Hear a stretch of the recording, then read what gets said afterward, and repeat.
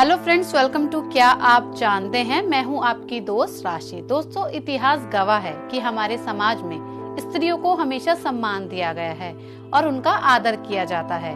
जननी के रूप में जहां स्त्री के रूप को पूजा जाता है, वहीं पत्नी के रूप में उसकी सराहना की जाती है। महिलाओं के विषय में कई ग्रंथों में अलग अलग बातें बताई गई हैं। कहीं उनके रूप की चर्चा की जाती है तो कहीं उनके त्याग की गाथा सुनाई जाती है, तो कुछ ग्रंथों में उनके व्यवहार और उनके कर्तव्यों की तुलना की जाती है। इसी प्रकार महाभारत में भी स्त्रियों के संबंध में कुछ विशेष बातें बताई गई हैं, जिनके बारे में आज मैं आपको बताऊंगी। यह बातें महाभारत के अनुशासन पर्व में तीरों की शैया पर लेटे हुए भीष्म पितामह ने युधिष्ठिर को बताई थी। पहली बात, नहीं करना चाहिए स्त्रियों का अनादर। भीष्म पितामह ने युधिष्ठिर को बताया था कि जिस घर में स्त्रियों का अनादर होता है, वहाँ के सारे काम असफल हो जाते हैं। जिस कुल की बहु बेटियों को दुख मिलने के कारण शोक होता है, उस कुल का नाश हो जाता है। प्रसन्न रखकर पालन करने से घर में लक्ष्मी का वास होता है। दूसरी बात, नाराज स्त्रियां दे देती हैं श्राप। पितामह भीष्म ने युधिष्ठिर को बताया कि स्त्रियां नाराज होकर जिन घरों को श्राप दे देती हैं, वे नष्ट हो जाते हैं। उनकी शोभा, समृद्धि और संपत्ति का नाश हो जाता है। संतान की उत्पत्ति, उसका पालन पोषण और लोक यात्रा का प्रसन्नता पूर्वक निर्वाह भी उन्हीं पर निर्भर है।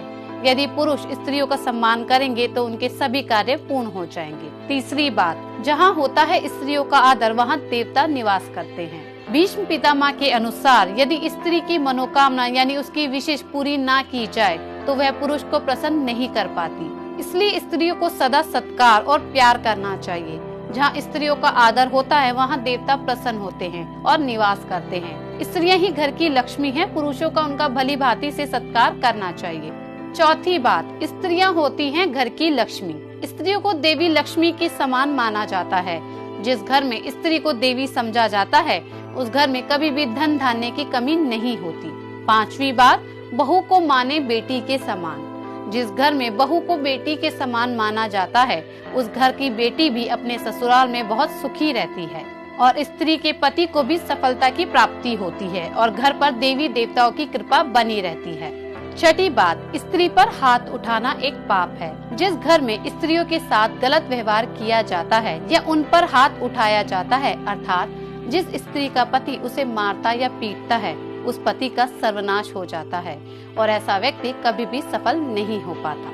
तो दोस्तों, ये थी वो गुप्त बातें जो पितामह भीष्म ने तीरों की शैया पर लेटकर युधिष्ठिर को बताई थी। तो दोस्तों, आपको ये जानकारी कैसी लगी, हमें कमेंट के द्वारा जरूर बताएं। मिलेंगे एक नई जानकारी के साथ, एक नई महाभारत की कहानी के साथ। तब तक के लिए नमस्कार।